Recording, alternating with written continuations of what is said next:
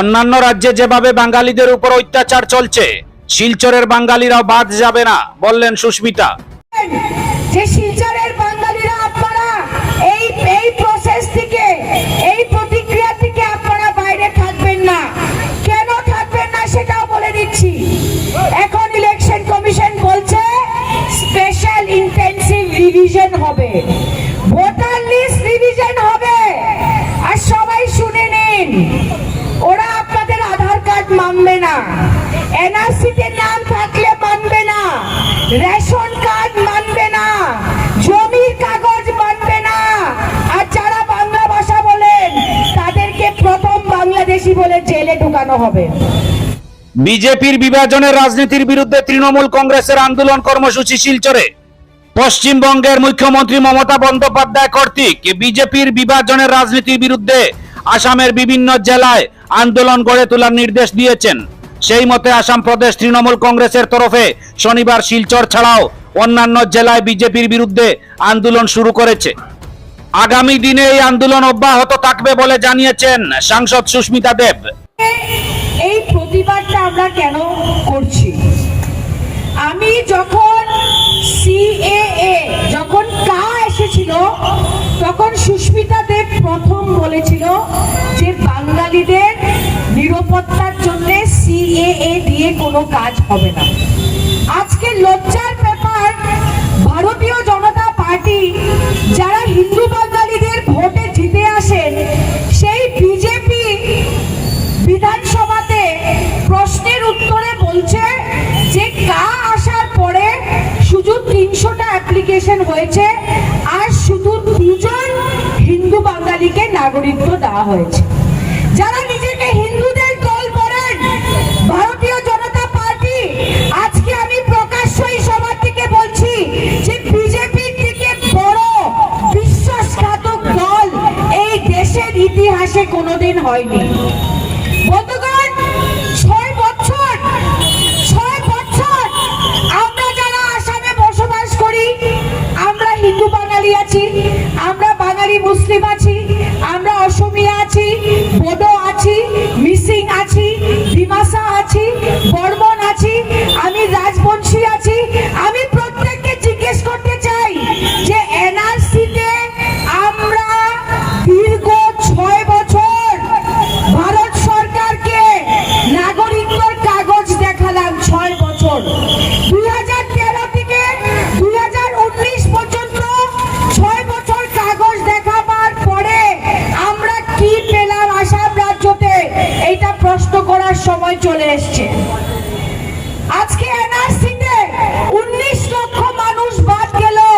7 লক্ষ ছিল হিন্দু বাঙালি, 4 লক্ষ বাঙালি মুসলমান, রাজবংশী, গোর্খা, অসমিয়া হিন্দু।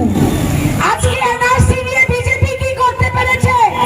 এনআরসি নিয়ে ভারতীয় জনতা পার্টি বিফল। ওরা কি বলেছিল?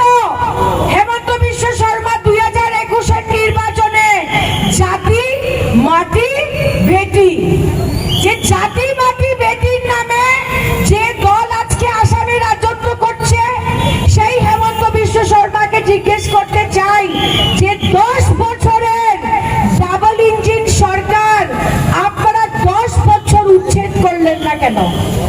10 বছর আপনারা জমি দখলের কথা বলছেন, 10 বছর আপনাদের বিজেপি সরকার জমি দখল নিয়ে কি করলো? আজকে জবাব দিন। আজকে আসামের মুখ্যমন্ত্রীকে জিজ্ঞেস করতে চাই যে আপনারা নির্বাচনে 6 মাস আগে কাকে খুশি করার জন্য আপনারা উচ্ছেদ করছেন, সেটার জবাব দিন। আপনাদের পায়ের নিচের দিকে, বিজেপির পায়ের নিচের দিকে জমি সরে যাচ্ছে, চাকরি নেই। বরাকের কয়টা ছেলে মেয়ে চাকরি পেয়েছে? আজকে আমি জিজ্ঞেস করতে চাই, শিলচর শহরের বুকে দাঁড়িয়েছে, কে পেয়েছে চাকরি? বরাক বাড়িতে কেউ পায়নি। আজকে সমস্ত আসাম রাজ্যতে মুখ্যমন্ত্রী কাউকে অ্যাকাউন্টে 1200 টাকা, কাউকে অ্যাকাউন্টে 1500 টাকা কেন দিচ্ছে? কারণ আজকে চাকরি দিয়ে আসামের যুব সমাজকে হেমন্ত বিশ্ব শর্মা ওদের সুরক্ষিত করতে পারেনি ভবিষ্যৎ বলে আজকে কারুর ব্যাংক অ্যাকাউন্টে 1200 টাকা আর ব্যাংক অ্যাকাউন্টে 1500 টাকা।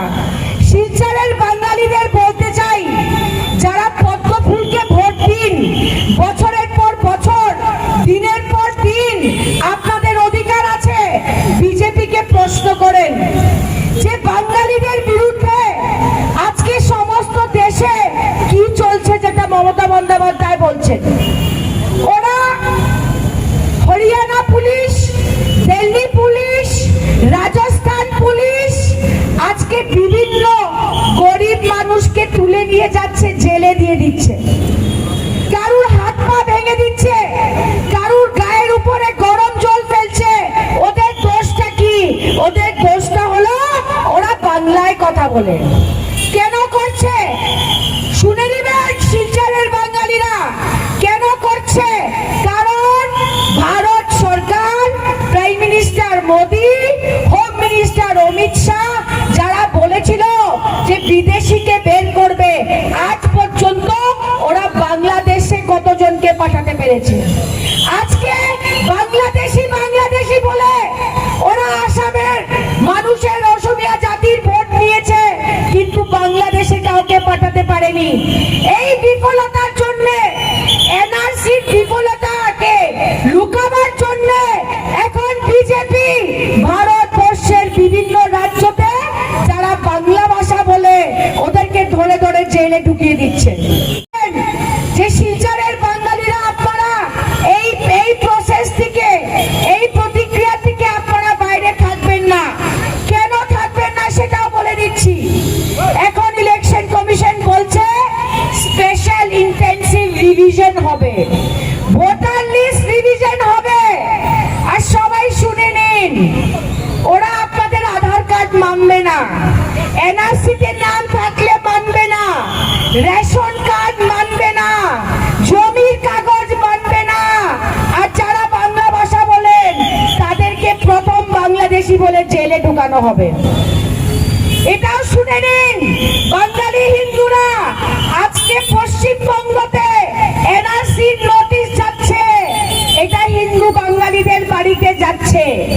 যারা হিন্দু হিন্দু করে শিলচরের ভোট নেয়, প্রত্যেকটা নেতা চুপ, 2-3 এমপি, একজন রাজ্যসভা, 2জন লোকসভা, কিন্তু ওদের সেই সৎ সাহস নেই যে বরাকের মানুষের কথা বলবে, যে বাঙালিদের কথা বলবে।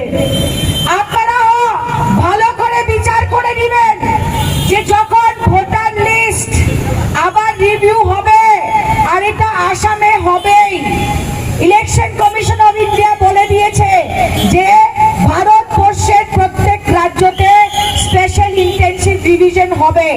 আর যখন রিভিশন হবে, সবচেয়ে প্রথমে কারা বাদ পড়বে এটা আপনারা ভালো করে বুঝতে পারেন। বন্ধুগণ, সমস্ত আসামে আজকে ভারতীয় জনতা পার্টি খালি বিভাজনের রাজনীতি করছে, শুধু বিভাজনের রাজনীতি করছে। আজকে হিন্দুদের মুসলমানদের সঙ্গে লড়াই করাচ্ছে, বোডোদের নন বোডোর সঙ্গে লড়াই করেছে, ডিমাসা নন ডিমাসাকে লড়াই করেছে। আর কাদের লাভ করাচ্ছে? শুধু বিজেপির নেতারা। শিলচরবাসীকে বলবো, বিচার করে দেখবেন আজকে যারা জমি দখলের কথা বলছেন তাদের নেতারা বেনামে কত জমি কিনেছে শিলচর শহরে। আজকে যারা জমি দখলের কথা বলছে সেই বিজেপিকে বলছি, আপনাদের নেতারা কতটা জমি বেনামে কিনেছে, গরিবের পেটে লাথ মেরে আপনারা বিচার করবেন। আজকে ভারতীয় জনতা পার্টিকে আমি বলতে চাই যে আপনারা 2021-এ যা যা প্রতিশ্রুতি দিয়েছেন, সেই প্রতিশ্রুতি থেকে কয়টা প্রতিশ্রুতি আজকে বরাকে আপনারা বাস্তবায়ন করতে পেরেছেন? ওদের যে ভিশন ডকুমেন্ট ছিল, সেই ভিশন ডকুমেন্টে কি ছিল সেটা বিচার করে দেখবেন। ওরা বলেছিল বরাকের ছেলে মেয়েদের জন্য চাকরিতে রিজার্ভেশন করা হবে। কয়টা বরাকের ছেলে মেয়ে চাকরি পেয়েছে সরকারি বলেন? শিলচরের কোন ছেলে, কোন মেয়ে কোথায় চাকরি পেয়েছে আজকে এটা আপনারা বিচার করে দেখবেন। আমরা বিজেপির বিভাজনের রাজনীতি রাজনীতির বিরুদ্ধে তৃণমূল কংগ্রেস লড়াই করবে। তৃণমূল কংগ্রেস লড়াই করবে এবং আমি বলছি যে এই লড়াইয়ের বিরুদ্ধে যদি এই সমস্ত দেশে কোনো নেত্রী থাকে যে বিজেপিকে একবার না দুইবার পরাস্ত করে মুখ্যমন্ত্রী হয়েছেন, সেটিও মমতা বন্দ্যোপাধ্যায় আমাদের নেত্রী।